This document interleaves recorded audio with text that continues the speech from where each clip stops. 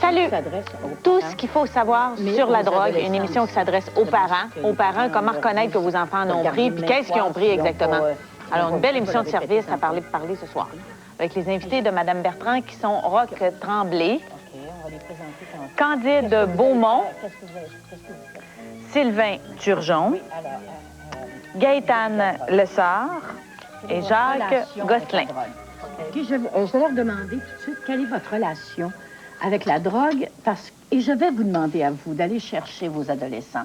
S'ils ne sont pas là, parce que c'est vendredi soir, vous pouvez leur demander de regarder samedi. Il faut que les jeunes regardent cette émission et les jeunes parents qui pensent que leurs enfants, leurs jeunes n'auront jamais accès à la drogue. C'est une émission vraiment d'information. Et avant de chicaner contre la drogue, je pense qu'il faut d'abord la connaître, et puis on va en parler avec des experts, et puis avoir les conséquences, puis comment dealer avec la drogue et avec des enfants qui prennent de la drogue. Alors, veux-tu me dire qu'est-ce que tu fais, Sylvain? Ben moi, en partant, j'étais un ex-toxicomane. J'ai consommé pendant plusieurs années. Maintenant, je viens de finir des études universitaires en toxicomanie. Présentement, je travaille dans une école secondaire. J'adore faire ce métier-là parce que je pense que je suis directement dans le bain. Ça va bien, même si on peut continuer comme ça. J'ai réussi à faire de la prévention, puis quand même souvent, des fois, à dériver certains comportements qui pourraient les amener vers ça. Puis je suis aussi un papa là, de 3 enfants, mais par famille reconstituée. Ben, parfait. Alors, tu es bien placé. Tu es bien placé pour nous en parler. Alors, Candide, toi, tu es psychologue. Oui, moi, je suis psychologue. Alors, toute ma vie, j'ai travaillé avec des toxicomanes, des alcooliques toxicomanes, jusqu'à il y a 5 ou 6 ans où, là, j'ai commencé à travailler plus du côté de la prévention. OK. Alors, tu fais, toi aussi, de la prévention? Oui, puis on écrit plus des programmes maintenant. J'ai une petite firme, là, qui s'appelle Processus, puis on écrit plus des programmes, puis on aide les gens à appliquer ces programmes-là auprès des parents, dans le domaine des drogues. En fait, plus des programmes d'éducation qui mènent, finalement, à faire de la bonne prévention des drogues. Parce que la prévention, ça peut passer aussi par les parents. Parce que les parents sont très démunis devant la drogue. Ils ne savent pas quoi faire avec ça. L'alcool, ils connaissent ça, ils en prennent. Ils savent qu'est-ce que c'est être sous. Arrive la drogue, ils paniquent, les parents paniquent. Ce soir, on veut leur dire, pas de panique. On va essayer d'apprendre à négocier avec la drogue. C'est ça. Puis surtout, faites-vous confiance. OK, les parents faire confiance. Alors, Roch, toi, t'es quoi? Alors, moi, je dirige un centre de réadaptation pour toxicomanes, le centre Alternative.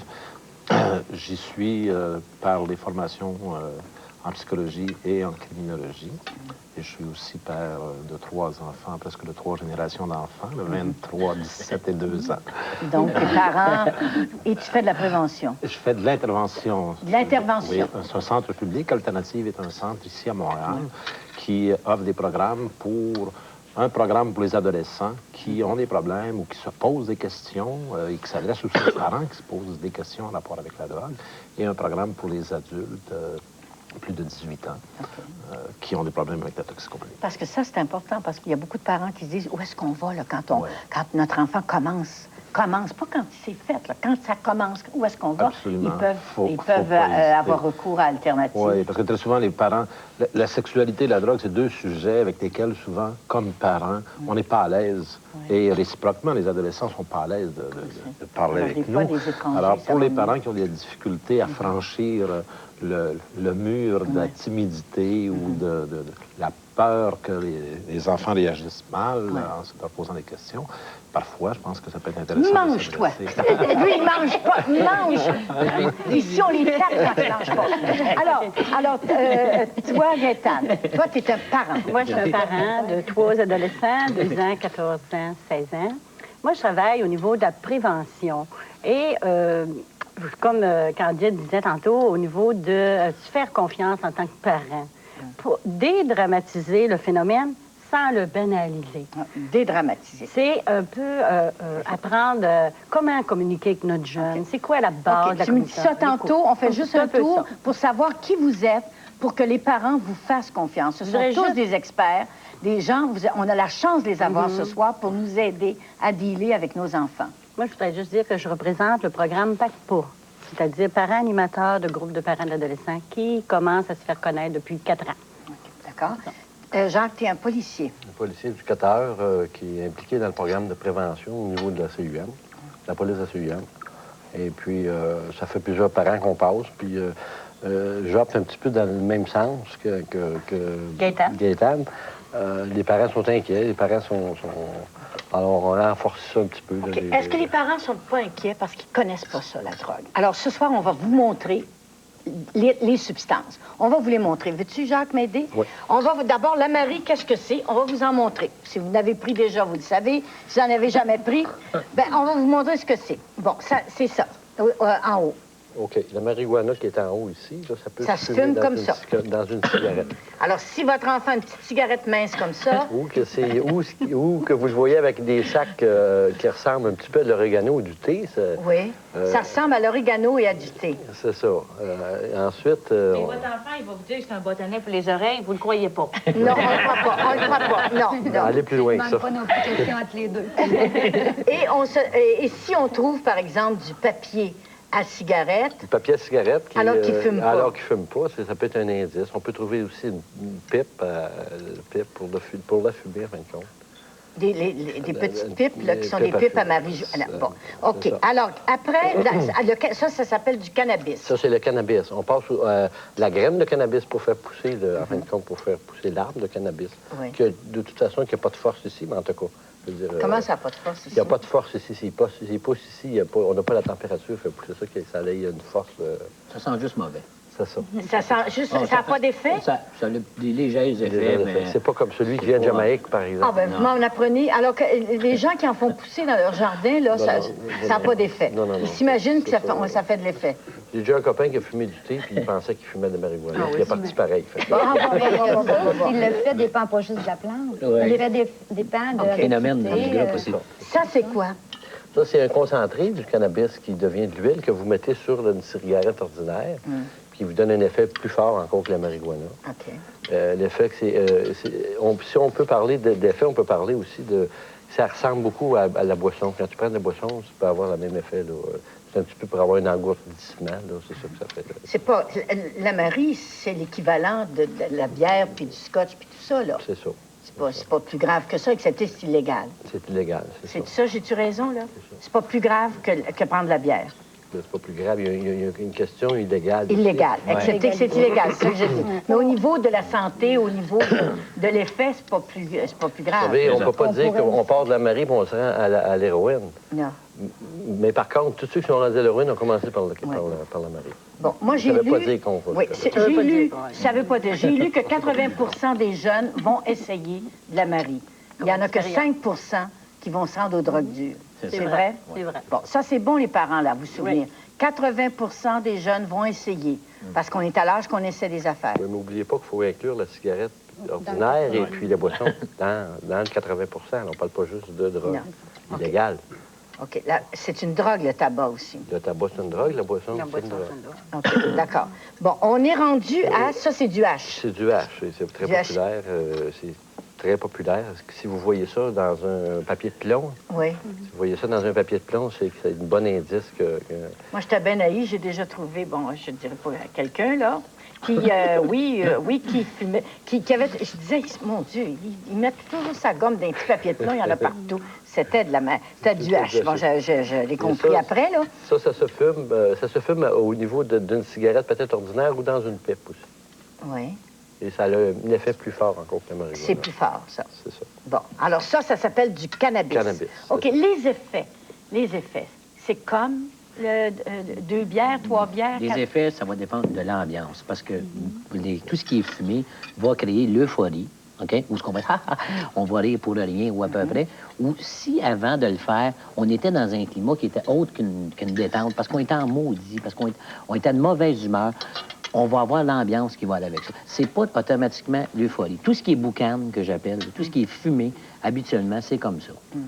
Ça dépend de l'ambiance et tout ce qui tourne alentour de nous. Alors, si t'es triste, tu vas devenir plus triste. Ben, je veux dire, on est là, tu vas voir fumer par arrogance, tu sais. Ça n'amènera pas automatiquement la joie. Ça va amener un certain cadre ou deux fois. Il n'y a pas de statistiques précises. Ça dépend de l'état d'âme, ça dépend physiquement aussi, dépendant comment ce qu'il C'est compose. là qu'on peut faire la correspondance avec l'alcool.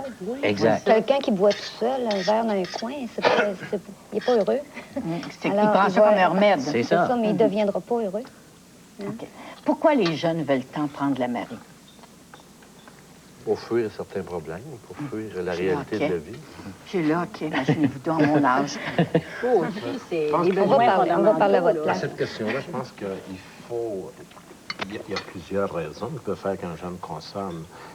Par exemple, les premières expériences de consommation, les motivations, les raisons pour lesquelles les jeunes consomment ne sont pas nécessairement les mêmes que ceux qui vont être des consommateurs réguliers. J'ai lu que dans la recherche que les jeunes, la moyenne d'âge était 12 ans, commençaient à prendre la Marie. Oui, La moyenne. C'est difficile un peu 12 ans. Il y a des données statistiques quand même là-dessus. Par exemple, pour la marijuana, avant 14 ans, entre 12 et 14 ans, à 14 ans, il y a environ 20 garçons comme filles. Autant garçons que filles. Contrairement à il y a 25 ans, par exemple, où les garçons expérimentaient les choses beaucoup plus fréquemment et plutôt que les filles. Aujourd'hui, c'est plus le cas, mais c'est quand même que 20 des jeunes avant 14 ans qui vont expérimenter le pot. Mais ils prennent plus d'alcool maintenant, par exemple, plus que de... Ils prennent pas plus d'alcool non plus. Il n'y a pas de drogues qui sont plus consommées aujourd'hui, disons, qu'en 79. Ah, ben Seigneur. Mais c'est toujours pour fuir la réalité. C'est pas juste Non. pour avoir du fun avec les chums. puis- Voilà. c'est ça. Je pense qu'il faut préciser ça aussi. Là, je viens d'entendre quelque chose qui me surprend, c'est qu'en ce moment, on prend moins de drogue, les jeunes, qu'en 1979. Oui. De façon collective, il y a moins de consommation de toutes les drogues en 93 qu'il y en avait en 79. Par contre, ceux qui en consomment, on a beaucoup plus fréquemment des gens qui en consomment beaucoup parce qu'ils en consomment pour les raisons tantôt que tu évoquais, c'est-à-dire pour des raisons parce qu'ils sont malheureux, parce que ça va pas ou parce qu'ils sont dégênés, donc recherchent comme un plaisir négatif et éviter un état qu'on n'aime pas. Mais Ceux-là sont plus souvent comme il y a beaucoup de jeunes qui prennent un verre pour avoir du fun, pour être capable d'aller parler à une fille, parce que c'est l'aventure de l'interdit aussi. c'est l'aventure de l'interdit. C'est illégal. Faire partie d'un groupe. Est-ce qu'on va dans les drogues, les hallucinogènes, que ça s'appelle? OK. Bon. Alors, les premières, c'est quoi? OK, si on parle de PCP, le PCP, c'est ce qui donnait aux chevaux antérieurement pour les opérer. Mais là, en plus grosse quantité pour un cheval, c'est sûr. Là. Ouais. Mais ça a un effet hallucinogène. Puis hallucinogène, l'effet que ça a, c'est que, un exemple, C'est le premier, là, ici. Là. Oui, mais c'est tout des hallucinogènes. Ça a toute la même fonction, de toute façon. Mais ça va aller avec votre état. Si vous êtes dans un état Si vous êtes dans un état qui... vous avez de la peine, par exemple, vous avez beaucoup de peine, si vous prenez ça. Vous êtes dans la joie, vous avez beaucoup de joie. Mais ça a pour but bien précis, comme le LSD, qui est un peu plus peut-être... C'est ça qu'on appelle l'acide. C'est ça, les capes d'acide. C'est ça, les capes d'acide. Mais des capes d'acide, c'est du LSD, j'apprends ça, moi. Ouais, Je pensais que c'était un cap d'acide, je sais pas quoi, mais les LSD, je pensais que c'était passé de mode, que c'était du temps des psychédéliques. Ça avait baissé d'intérêt, mais il y a une hausse. Ben, le style revient, hein, on regarde des styles, des fois qui reviennent, puis c'est des modes. La mode revient. Bon, ça, si les parents voient que leurs enfants prennent ça, est-ce qu'ils peuvent voir physiquement? Ben, le trip n'est pas long là-dessus. Non? Le trip peut être... ça peut durer, quoi? 7-8 heures. 8 heures, ça dépend encore. Là. L'effet de l'acide C'est est beaucoup dangereux, plus long que ça? la marijuana. C'est dangereux? L'effet actif, là. Mais ce qu'ils veulent faire avec ça, eux autres, c'est qu'ils veulent être capables... Ils veulent voir la musique puis entendre les couleurs. OK. C'est ça, en fin de compte. C'est ça. C'est pour ça, là. C'est ça. Ouais. Puis ça marche, ils le voient. Ils voient... des fois, il y en a qui font des bad trips avec ça aussi. Là. Ouais. Mais, parce que, voit du noir. quand vous voyez ici, là, L'entendre du noir. comme, ça, c'est l'SD, cap d'acide. On parle ici des buvards. Ouais. Ça, il y en a 100 modèles. C'est ça. 100, des buvards, là, il y a 100 Ils se figurines collent ça différentes. où? Ils mangent ça dans la bouche, puis ils mangent ou Ils dans mangent? la... Ah oui, ah oui. Ça, c'est ici, là, des buvards. Les buvards, c'est ça. Dans les show rock, vous allez y retrouver ça souvent, des vendeurs de... Pourquoi les figures aussi, c'est pour... ça n'a pas de connotation avec c'est plus fort, c'est moins fort. Là. Non. Lui, il me vend des... Ça, les buveurs, ça se vend combien? 2 piastres, 2 à 5 piastres, dépendamment du spectacle. 5 dans les milieux scolaires, absolument. Ça joue à l'entour 5. Ça, tout ça se vend à l'école, là. Ça peut se vendre dans certaines écoles. Moins cher qu'une pizza. Ouais. Ils mangent ça qu'une pizza. J'ai dit moins cher qu'une pizza. Moins cher qu'une pizza. Ben oui, mais alors... Ça n'a pas bien fait, là. Bon, alors, et ça, c'est quoi? OK, on parle de mescaline. Le mescaline, on n'a eu aucune saisie. Ça pousse au Mexique sur des cactus. Alors, on a mis mescaline parce que les jeunes appellent mescaline ce qui est cap d'acide. OK. Ils appellent ça mescaline, mais en fin de compte, mescaline, on oublie ça. Ça n'a jamais existé. C'est ça poussait sur un cactus. Ça avait le même, mais ça ne vaut pas la peine d'importer ça ici. Souvent, le PCP, OK, ils ne feront pas de différence entre les deux. OK. OK, ils vont dire, moi, je prends de la messe qui est le diminutif de la mescaline. Ils vont dire, moi, je fais de la messe, puis il n'y a pas de problème à avoir avec ça. C'est qu'on leur passe de la phénicilline. Puis c'est contrôlé majoritairement par des gens qui n'ont pas beaucoup d'expérience au niveau pharmaceutique. Fait que c'est pour ça que certains secteurs sont énormément, j'appellerais, échaudés dans certains secteurs où tu vois des jeunes qui font des overdoses de ce produit-là. Puis dans d'autres secteurs, ils leur vendent ça puis ils les exploitent au complet. Tu sais, c'est des produits les gens qui produisent ces affaires-là, c'est pas des pharmaciens. Non. C'est monsieur, madame, tout le monde qui a décidé de partir Alors, en ça commerce. peut être trop fort ou ça peut être pas fort? Pas fort. Mais ils savent pas. Eux autres, même, lorsqu'ils vendent, ils savent pas. Est-ce que ça arrive, ça, par exemple, qu'on va mêler avec du hache ou avec de la Marie toutes sortes d'affaires pas correctes? On va vous en parler tantôt. OK, d'accord. Ça, on va finir avec ça, avec les champignons magiques, c'est ça ici. Ça pousse, c'est sûr que dans l'Ouest canadien, c'est plus populaire. Ça pousse, il y en a dans les bois du Québec. Il faut les connaître, il faut savoir c'est quoi. Et puis, Madame Bertrand, qui est une grosse fan des champignons. Ben oui, les Je suis surpris champignons. qu'elle ne connaisse pas celui-là. Ben non, Ou elle connaît, ben, elle va pas le dire. Peut-être déjà mangé, non, peut-être régulièrement. Son jardin secret. C'est mon jardin secret. Alors C'est ça qui vous garde jeune, c'est ça, peut-être. me garde jeune. Ça donne... Mais vous en parlez en riant, vous en parlez comme s'il n'y avait pas de panique, comme si c'était pas dangereux. C'est parce que tantôt, on va vous parler de comportement. OK. On va revenir sur le comportement. OK. C'est pour ça que c'est important, là, les drogues. Mais je pense que dans le comportement, c'est beaucoup plus important, le comportement. On en parle. Pourquoi ils consomment? Pourquoi ils consomment, c'est ça qui est grave. Et non pas connaître les substances. Mais ça fait rien, je pense. Ça donne une idée. OK. Alors là, on arrive dans les drogues dures. Ça, les drogues dures, c'est grave, là. Ça, on a peur de ça pour nos enfants. Bon, d'abord, il y a des pilules. Des pilules qu'on trouve en pharmacie. C'est son tour en pharmacie ou bien en vente, ou dans les pharmacies des parents, Oui. premièrement. Et ensuite, qu'on trouve... Alors, ionamine, ça, c'est un médicament pour maigrir. Du stimulant, là, je ne les connais pas toutes. Là. Ça, dexédrine, je ne sais pas. Benzédrine. Si on parle de Ritalin ici, Ritalin, c'est connu. Oui, on donne ça aux Mais enfants Jeannette, hyperactifs. Mais Jeannette, moi, je dirais, le plus beau conseil que je donne aux parents, c'est que lorsque votre enfant s'est prescrit par l'école, de ne pas prendre l'opinion d'un médecin, d'aller en rencontrer minimum 3 qui vont diagnostiquer l'enfant comme hyperactif, ou ce que les 3 vont faire ça. Parce qu'à un moment donné, il vient de mode où ça bouge beaucoup, puis... les enfants, ils sont comme ça. Il y a des enfants qui sont hyperactifs de nature, puis qu'ils vont très, très bien fonctionner dans la vie tout en étant hyperactifs. Fait que c'est le plus beau conseil que je peux donner aux parents. Si on vous prescrit ça, ou que la direction d'une école vous dit, je vous oblige à apprendre ça, faites-les diagnostiquer plusieurs fois. C'est juste une question de prévention. C'est une drogue. Et après 2 ans de consommation, on risque d'avoir un problème. C'est que le jeune risque d'identifier son bien-être au produit. Parce que présentement, à mon intervention, j'ai quelqu'un que je rencontre régulièrement qui se retrouve avec cette dynamique-là. Puis c'est pas drôle parce que le petit gars, il est convaincu que depuis l'âge de 10 ans, on lui donne ce produit-là. Puis là, on dit, tu n'en as plus besoin pour être bien.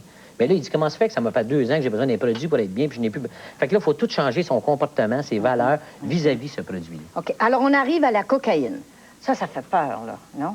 La cocaïne, oui, c'est sûr que ça fait peur. Bon, moi, ce qui me fait peur, c'est que je sais très bien voir dans les yeux de quelqu'un qu'il est sous, mais je ne sais pas voir qu'il a pris de la cocaïne. Non, parce que ça te donne une assurance, ça te rend plus...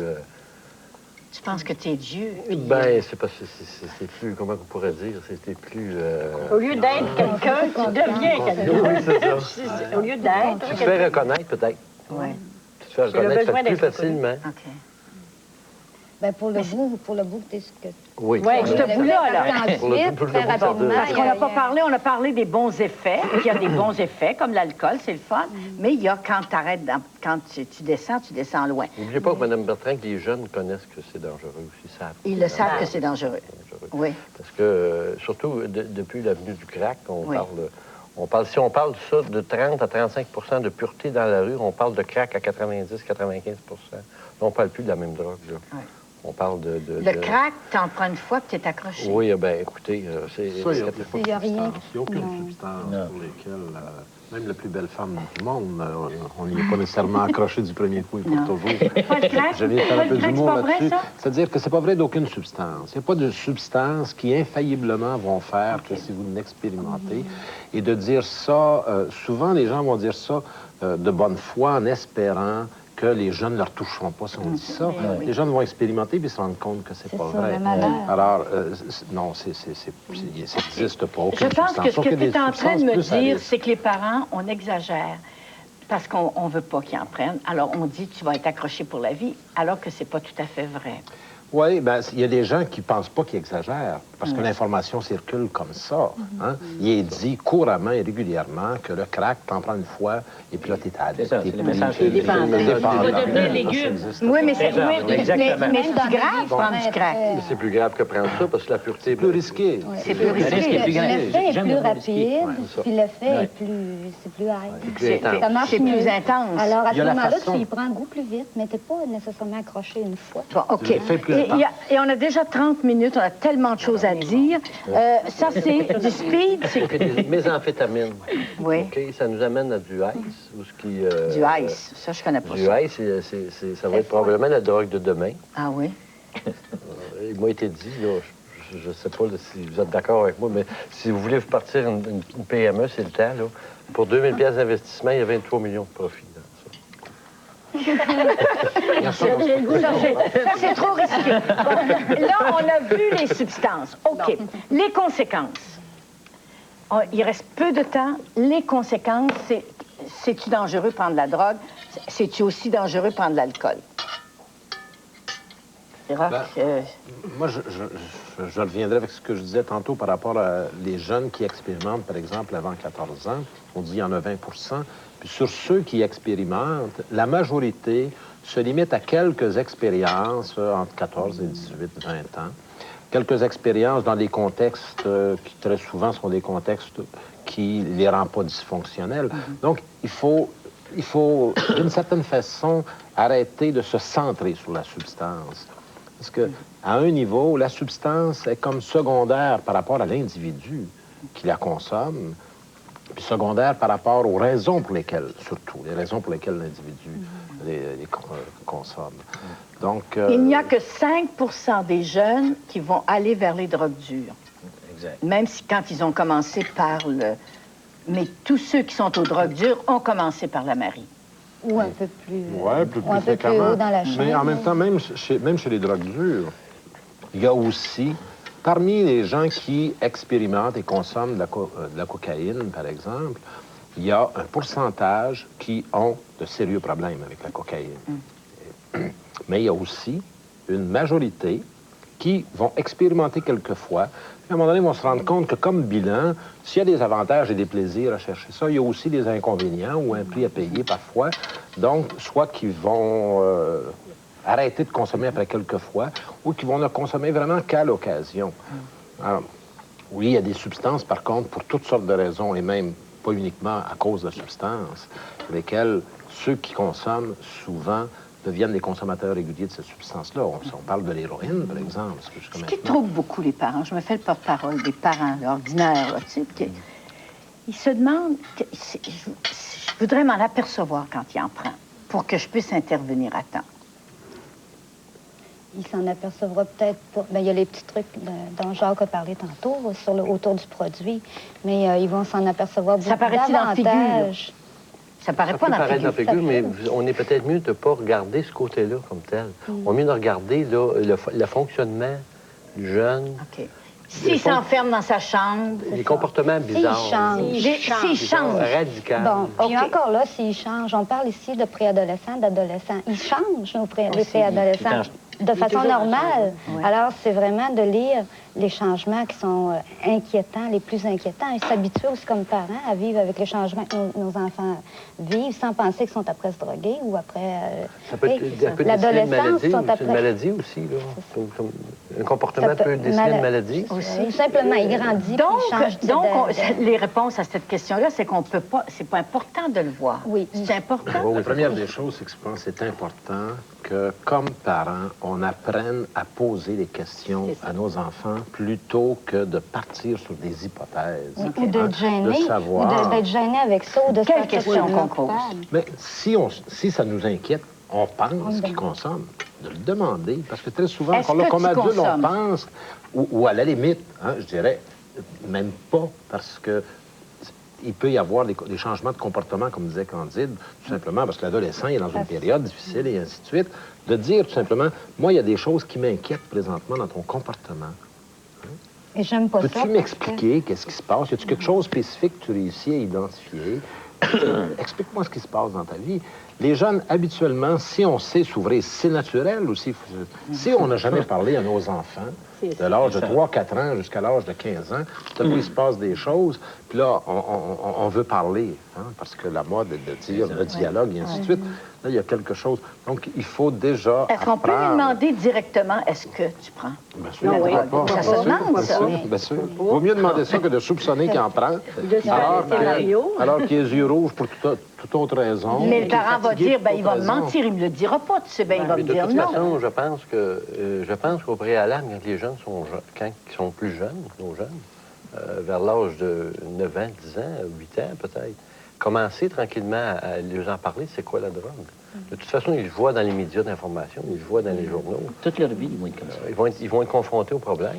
Alors, je pense que les aviser de c'est quoi les conséquences, se renseigner à tout le fait pratique. Mais c'est quoi les conséquences, rapidement? C'est quoi les conséquences? Les conséquences d'une consommation. Oui.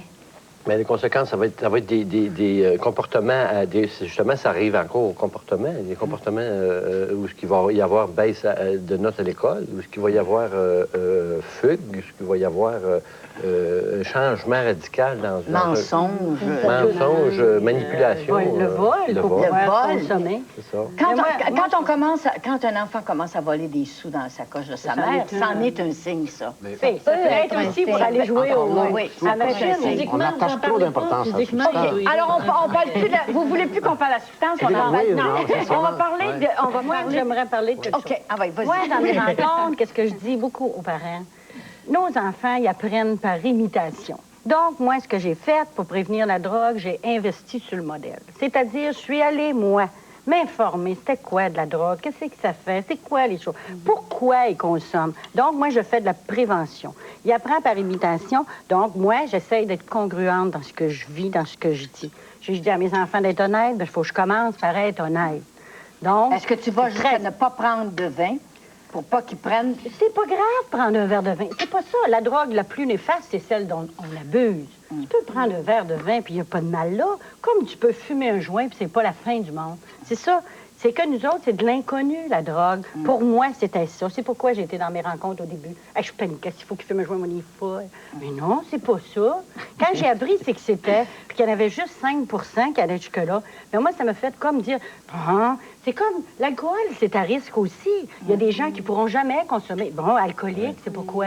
Il y en a d'autres. La drogue qui fait le plus de mal. C'est la drogue qui fait le plus de mal. Ça, je suis contente de vous le dire, c'est encore l'alcool qui fait plus de mal. Oui, bien dans nos maisons, puis être accepté en public, puis partout. Mais reste que je dis, c'est le contexte, pourquoi il en prend. C'est comme elle disait tantôt Candide, si lui, il en prend tout seul parce qu'il s'ennuie aussi, il est gêné, puis il est obligé de boire pour être dégêné. C'est tout un autre monde que si tu prends un petit Quand verre la substance devient une béquille. C'est en plein ça. Quand un petit bonheur devient un grand bonheur. Un trop grand bonheur. Quand tu prends toute la place, ce petit bonheur que tu avais au départ. Je comprends pas. Un petit plaisir. Plaisir qui est de fumer ou qui est devenu ton seul plaisir. Ah, quand ça, c'est devenu ton seul plaisir, c'est dangereux. Bon, mais les parents, ils paniquent. Qu'est-ce qu'on peut faire pour que les parents paniquent pas? Se renseigner? Oui, se renseigner. Ensuite, moi, dans les rencontres, ensemble, on apprend beaucoup à communiquer avec notre jeune. En commençant par nous autres, être capable de s'exprimer au niveau du senti. Moi, aujourd'hui, je parle avec mes jeunes, puis j'invite des jeunes chez nous, j'ai toujours la maison pleine. Puis je vais souvent lui demander, comment tu te sens, là, comme ça? Bon, faire de l'écoute. C'est quoi écouter un jeune? Un jeune qui dit, je t'ai cœuré d'aller à l'école, j'en ai jusque-là, ben, c'est pas d'y faire la morale, puis dire, ben, c'est ton plus beau temps. Il n'y a rien que j'aille plus, moi, en tant qu'adulte, de me faire la morale. Ben, l'enfant, lui, c'est la même chose. Donc, c'est quoi l'écouter? C'est ça, c'est dire, ben, c'est sûr, c'est pas toujours facile, hein, ça doit être fatigant. Donc, tu l'écoutes. 2 minutes après, lui, il est parti, il est bien heureux. C'est plus grave, là, son petit problème. C'est de s'attarder. Moi, je dis, c'est au niveau de la communication. Il y a eu des mouvements qui disaient les enfants, il faut leur mettre des barrières, puis il faut les menacer, et puis il faut les aimer durement. Bon, il y a eu toute cette période où il y a eu ça. Vous autres, c'est la négociation? Oh, beaucoup dans la négociation. Mais l'éducation, ça veut dire maintenant, ben, comme ça a toujours été, mais on nomme plus, dans le fond, hein. Ce que ça veut dire en matière de prévention de drogue, de consommation de drogue, oui, mais aussi en matière de la vie, pour qu'ils ne soient pas des décrocheurs, ça. Alors, c'est de leur donner une bonne confiance à eux autres, leur montrer, leur aider à... Mais même à ça, Candide, il y a des enfants qui vont s'opposer aux parents, puis s'opposer aux parents, c'est normal quand tu es adolescent. Bon, oui, OK? Mais s'opposer quand tes parents paniquent pour la drogue, c'est sûr que c'est tentant de les faire grimper des rideaux avec de la drogue. Oui, exactement. Mon père. Ça, c'est une chose. C'est que le jeune, lui, il roule avec du hache. Il en voit tout partout dehors. Mais le parent, il n'en voit pas. Le jeune, lui, là, de ça, il n'a pas peur de ça. Mais le parent a peur de ça. Et le jeune le sait très bien qu'il a peur de ça. Fait qu'il s'en sert. Parce qu'il n'est pas fou dans son enfant. Puis il recherche l'expérience, le jeune. Il va falloir, à un moment donné, dire... La police doit l'arrêter. Elle va continuer d'en arrêter, mais il va falloir avouer, le jeune va vivre jusqu'à la fin de ses jours avec du hashish et du cannabis alentour de lui. Puis il va falloir lui montrer à se responsabiliser, puis à dire, « Hey, mon petit bonhomme, tu vas vivre avec ça jusqu'à la fin de tes jours, comme l'alcool. » Qu'à y faire confiance. Puis quand l'alcool nous les annonce, les produits, est-ce qu'on voit un homme en train de boire un verre tout seul dans sa chambre, puis que sa femme part avec les enfants, puis la barbe pas faite? Pas ça qu'on nous montre la joie, etc., etc. Okay? Mais pourtant, moi, je le sais très bien que ça détruit les gens. Je connais plein de gens qui ont été détruits par ça. J'en ai même vu des gens passer ici. L'alcool les a détruits, les a anéantis. Fait que moi, j'ai bien plus peur de ça que du hashish. Aussi qu'il y a bien des parents alcooliques qui vont punir bien sévèrement leurs enfants parce qu'ils ont découvert un joint dans la chambre et qu'ils trouvent ça épouvantable. Bien, c'est préférable que de les punir pour l'alcool. Est-ce que un parent alcoolique est plus à risque? T'es plus à risque quand tu es un adolescent avec un parent alcoolique? Il semble que oui. Ce qui veut donner monde, c'est qu'effectivement, ce qui ne veut pas dire pour autant la conclusion est souvent tirée que c'est héréditaire, là, ce qui ne veut pas dire ça du tout. Mais c'est bien sûr qu'un parent qui est alcoolique, c'est quelqu'un qui est alcoolique, c'est quelqu'un qui utilise la drogue à des fins comme thérapeutiques pour lui.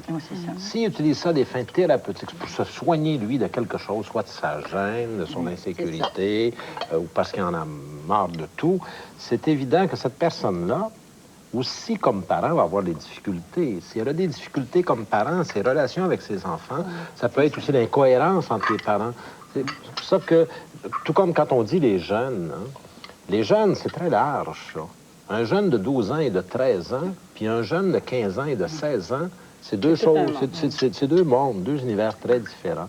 Et il faut déjà se préparer, quand les enfants ont 8, 9, 10 ans, à savoir, c'est des grandes, comme Candide disait tantôt, c'est pas nouveau, on met des mots aujourd'hui là-dessus, hein, mais il y a deux choses dont on a besoin quand on est jeune. C'est d'une part de l'amour, puis d'autre part, une certaine discipline ou des règles. Des règles. Et il y a eu comme une réaction. Nous, on est un petit peu tous partis là, des années 60, là, le peace and love et tout ça, où il y avait plein de bonnes choses, de bonnes valeurs dans ce courant-là. Mais en même temps, il y a eu souvent, en raison de ça, comme une peur d'avoir de la discipline. Alors moi, je regarde la génération auquel je fais partie, parmi les difficultés que j'ai eues comme adulte, puis ensuite comme père, c'est d'avoir de la discipline. Parce que ce qui est important, c'est d'aimer nos enfants. Si on les aime, il faut être tolérant, toujours dans le peace and love, et ainsi de suite. Alors, il faut savoir qu'un enfant, par exemple, jusqu'à 14 ans, ça a besoin. L'enfant a besoin d'avoir des règles claires, d'avoir un langage clair. Mais les parents ont le droit de dire... Est-ce que les parents ont le droit de dire « Je ne veux pas que tu prennes la drogue.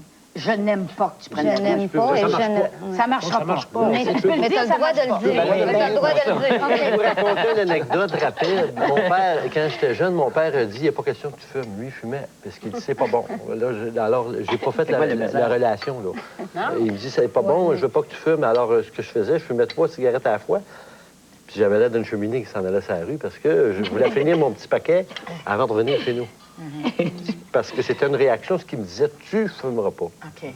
Alors que les Tu peux parents... avoir ta position de parent, genre. Mais tu as le droit de dire, moi, Oui, je n'aime pas ça. l'exprimer, hein. Oui, non, ça, c'est correct. C'est ça, mais moi, c'est peut-être pas ça qui va faire changer. Non, là. mais moi, ce que je vois comme dans les cours que j'anime, on dit toujours aux parents, vous les informez, vous lui prenez une position, c'est sûr, une position qui est bien établie. Je veux pas que tu fumes ou je veux pas que tu prennes de la boisson. Et puis après ça, bien, vous ne pouvez pas suivre vos jeunes 24 heures par jour. Là. Mais oubliez jamais une chose, c'est que c'est important quand vous prenez du temps pour votre enfant, c'est bien important ce que vous autres, comme parents, la réception que cet enfant-là a de ses parents. Et en plus, un peu comme on parle dans les 2 programmes de prévention, Partons du bon pied et Pague pas, on dit aussi, apprenez-leur donc aussi à prendre leurs propres décisions, comme ça, là. Quand vous ne serez pas là, ils seront capables d'en prendre aussi. Alors, apprenez-leur tranquillement ça, tu sais. Donnez-leur le choix des vêtements, le choix de quoi faire avec leurs sous. Ça, c'est important. L'estime de soi, ça commence. L'estime de soi. C'est comment De leur demander Mais- leur avis et de le faire. Mais il reste que les jeunes ont besoin, à cet âge-là, les parents, ça les intéresse plus, avec 14-15 ans, c'est la gang, c'est leurs pères, là, P-A-I-R-S. Alors, c'est les pareils. Et s'il y en a qui tombent dans un groupe où on fume, ben, ils vont fumer, mais pas nécessairement. Pas nécessairement. Pas nécessairement non plus? Pas nécessairement. Moi, C'est j'en plus à connais. risque, mais C'est c'est plus pas- à C'est plus à risque, risque. mais pas Exactement. nécessairement. Moi, ce que j'explique souvent à mes jeunes, en tout cas, je leur dis, j'ai confiance à toi comme ça. Je suis pleinement confiante. Mais si, au niveau de la drogue où tu consommes, tu ne seras plus la même personne. Si à ce niveau-là, c'est ça qui me fait peur. Des fois, je lui dis, oui, j'ai peur. Il faut que je sois honnête, oui, j'ai peur. Mais j'ai confiance en toi que tu es straight. Au niveau que tu vas y toucher, je ne sais pas comment tu vas réagir, toi, face à ça. Puis, on en parle couramment comme ça. Ben, avant d'avoir mes rencontres, j'aurais jamais été capable d'aborder le sujet tellement j'avais peur de ça. Je paniquais. Puis aujourd'hui, on en parle comme si on parlerait de n'importe quelle autre chose. On parle de tout à la maison. La sexualité, c'est pareil. On n'a pas été habitués à ça. Mais moi, je dis aux parents, si vous voulez prévenir, ou en tout cas, prévenir, même il n'est jamais trop tard. Moi, je suis rendu à l'âge que je suis, je prends encore des conseils de tout le monde ou je suis capable d'écouter tout le monde.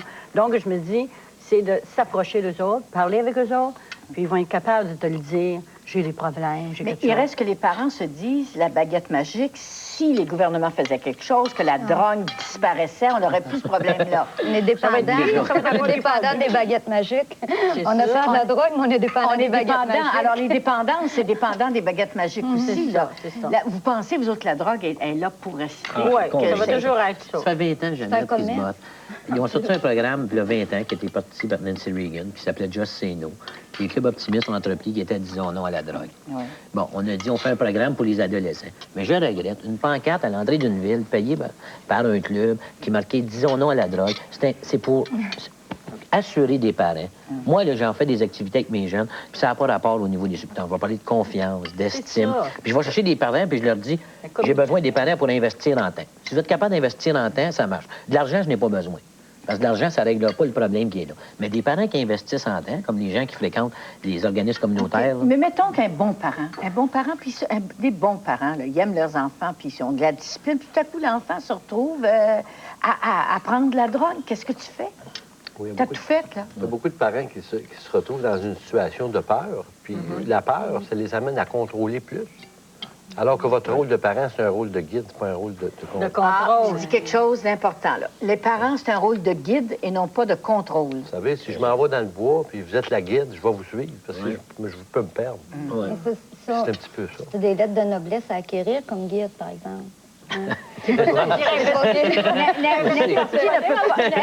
Non, mais je suis d'accord je veux avec dire, toi, là. Mais... Tu sais d'avant, ton enfant, il va se faire une idée de toi comme un guide ou comme un contrôleur, bien avant qu'il aille à faire son choix entre la drogue ou pas de drogue. Là, hein? Ça se va aussi avant. Alors, la répression, ça ne fonctionne pas avec les jeunes. Et la plupart des parents, c'est des bons parents. C'est tous des bons parents. Dans le fond, ils donnent tout ce qu'ils ont. C'est ça. Ils donnent Ils le sont plus. froussards, mais ils sont bons. Moi, je dis aussi à l'adolescence, c'est le temps où il y a des choix à faire. Nous autres, ils prennent tout ce qu'on leur donne, mais à l'adolescence, il devient lui-même quelqu'un d'autre. Il prend certaines de nos valeurs, mais pas toutes. Je dirais, c'est plus difficile pour les parents, en tout cas, qui n'acceptent pas que l'enfant ne soit pas dans ses valeurs à lui. Mais lui, il va prendre un petit peu de tout. Il va regarder ses amis, il va regarder son professeur, il va regarder partout autour de lui, puis il va devenir quelqu'un comme nous autres, on a fait. Il va faire des choix. Mais c'est là qui n'est pas facile pour le parent. Mais Il non, n'aille pas dans le même sens que lui. choisi d'être drogué.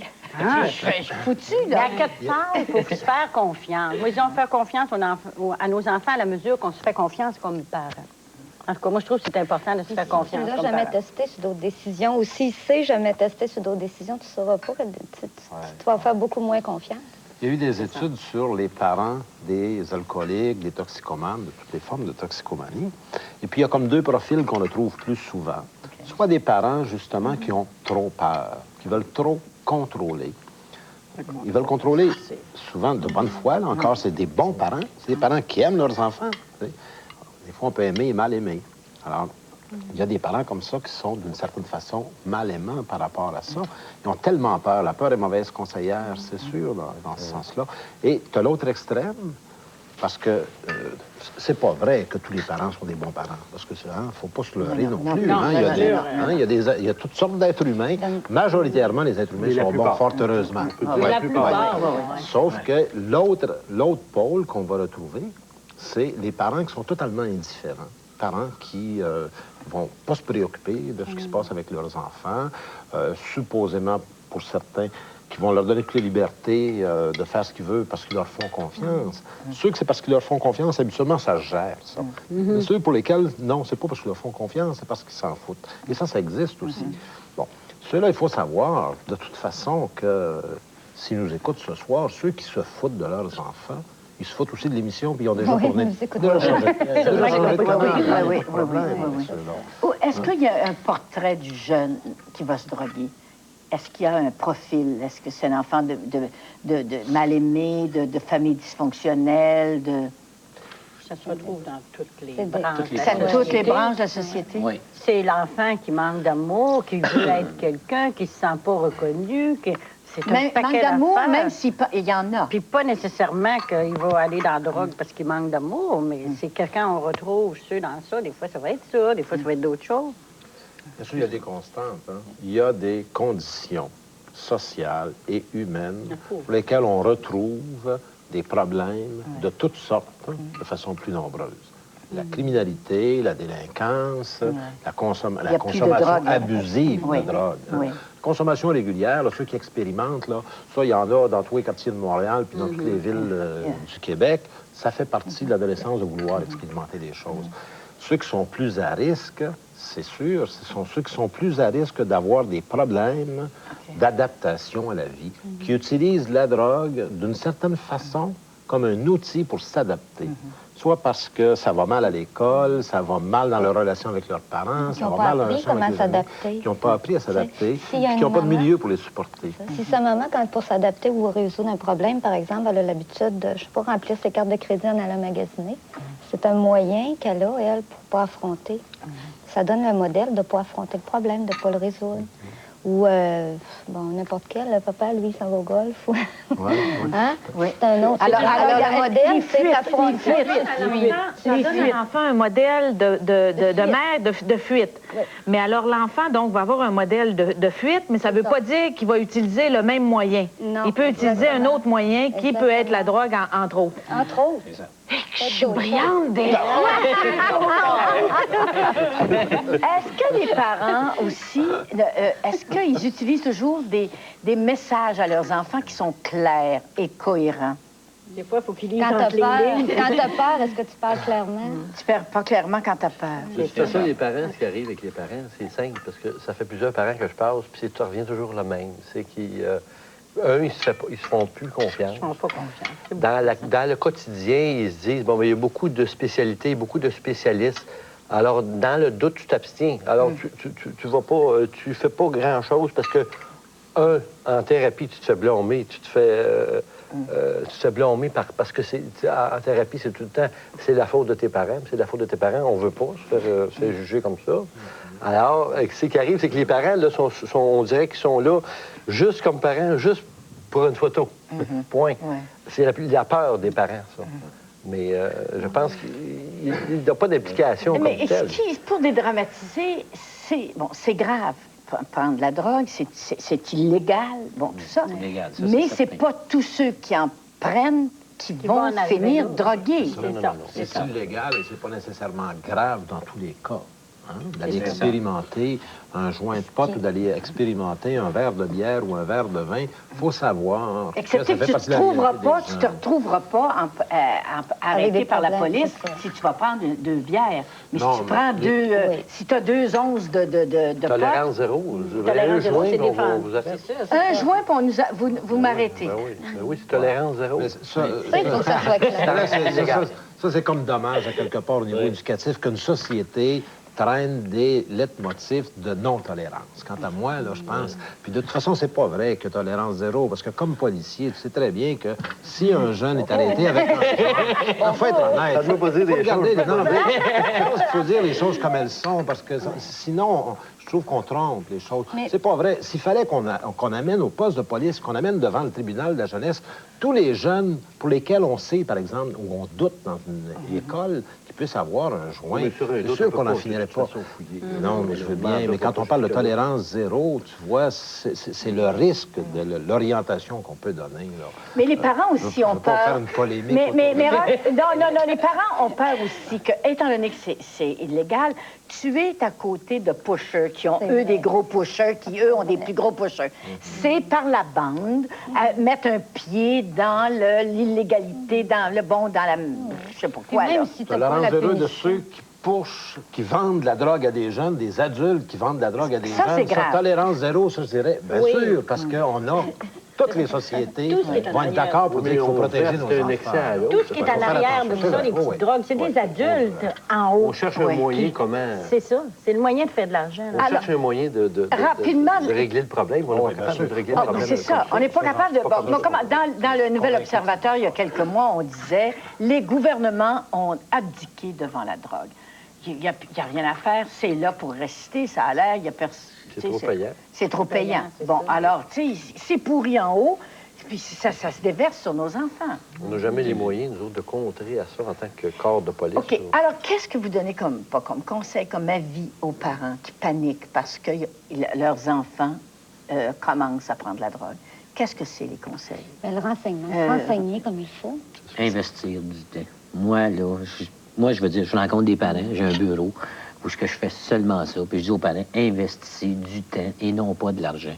On ne règle pas un problème avec des 10 piastres puis des 100 $, puis avec des fins de semaine de ski ou des saisons de ski payées à l'avance. Si votre enfant est dans une dynamique de problème, pas nécessairement de drogue, mais de problème, parce que moi, je suis intervenant jeunesse dans une école, je dis toujours, investissez du temps. Prenez la fin de semaine. On a eu des enfants. Ça fait partie de l'implication d'avoir des enfants. Investir. Puis en étant prêt, on va pouvoir remarquer ces changements de comportement, ces changements d'attitude. On va regarder. On va probablement découvrir des qualités. Parce qu'il y en a, nos adolescents, on a des beaux adolescents. On a des jeunes d'avenir là-dessus. Puis il faut investir. Moi, je dis investir du temps. Si je compte un conseil, vous diriez, donne un conseil, investissez du temps. Moi, c'est mon point. Candide, c'est quoi? Je vais repartir avec le temps qu'ils viennent d'investir. Puis dans ce temps-là, oui, les amis leur portaient attention, tout ça. Mais comme dirait un peu Jacques, à une session que je suis allée l'observer, dis pas 42 fois là, que je t'aime, là, parce qu'il va dire, hein? Oui, c'est ça. Oui, investir du temps, de l'amour, puis aussi se servir de ce temps-là pour leur aider à prendre des décisions, leur montrer à prendre des décisions, puis leur aider à se mettre des limites. Puis ça, il faut que, comme parents, à se mettre des limites, des normes. Des normes? Dans n'importe quel domaine. Une juste discipline. De la discipline. Une juste discipline les parents ont équitable. beaucoup de misère à faire de nos jours. Mais un enfant, est-ce qu'un parent va être capable de dire tu peux fumer un joint, mais pas 2? Deux ou 3? Non, pas dans ça. Ça dépend du parent. Ça dépend du parent. Tu ne peux pas encourager un jeune, je pense, à l'illégalité quand même. On est dans l'illégalité. Mais que penser des parents qui en ont pris? dans leurs années folles, de ton âge, là, qui en ont pris, puis qui disent qu'ils s'en sont vantés. Jusqu'à temps que le petit avait 10 ans, 12 ans, puis là, quand il prend 12 ans, il commence à paniquer, ce parent-là. Ça, c'est les parents qui paniquent, Oui, ça. mais est-ce qu'ils ont quand même fondé des familles puis ils ont eu de... Bon, alors pourquoi cacher ces affaires-là? C'est pour ça qu'il n'y a pas de panique là. C'est de dire les conséquences qui vont arriver, les renforcer dans leurs amours, puis surtout le montrer à s'aimer. Oui, mais on peut-tu leur dire quand même bon, qu'il y a des drogués, puis qu'il y a des gens qui prennent ces substances-là, puis qui en abusent? Une bonne information, ça comporte les conséquences. Les conséquences. Ils savent. Certainement une bonne information. Il y a ça. Il y a une clairement. bonne information. Les parents le disent aux enfants qui en ont pris de la drogue, eux autres, parce qu'il y a bien des parents qui en ont de le pris. dire, bien sûr. Pourquoi? Je pense que l'honnêteté, au départ, l'honnêteté en n'importe quoi. Tu sais, je faisais des Mais alors, l'enfant a beau dire à ça, oui, mais toi, papa, t'en as pris, pourquoi j'en prendrais pas? Qu'est-ce que tu réponds à ça? Bien sûr, mais tout comme moi, je fume du tabac, là. Hein? Ouais. Je fume des cigarettes. J'ai une fille de 23 ans, un gars de 17 ans, 22 ans. Je suis très mal avec le bébé de 2 ans maintenant, là, parce que il y a 15 ans, on n'était pas sensibilisé à ça. Il n'y avait aucun problème à fumer n'importe où. Là, de plus en plus, il y a de la pression qui se fait. Ça vient jouer notre culpabilité. Puis là, ça peut devenir compliqué. Comment ça se fait que je continue à fumer? Il faut leur dire. C'est ça, effectivement, c'est compliqué. C'est ça que je dis, moi.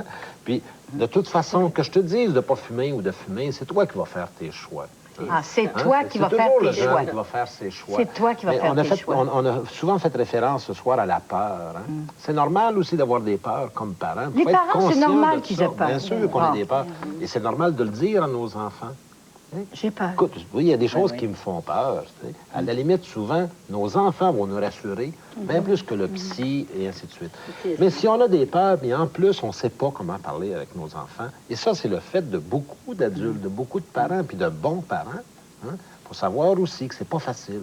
C'est pas facile pour un adulte de parler des adolescents. On a déjà été des adolescents. Essayons de se rappeler de notre adolescence. On n'a pas toujours le goût de parler. On n'avait pas le goût de parler à nos parents. On en parlait de notre chum, de fille ou de gars. On n'en parlait pas à nos parents. Alors, si comme parents, on s'inquiète de savoir aussi qu'il y a des gens, il y a des lieux, il y a des services, il y a des programmes. Il y a des services, il y a des programmes. Qui ne coûtent pas un sou. Où est-ce que vous pouvez vous adresser? C'est séduisant. Ces racistes comme celle-là dénoncent les Autochtones et prônent l'invasion de Kanawake ou de Kanasatake par l'armée canadienne, on peut s'y attendre parce que c'est des racistes de toute façon. Mais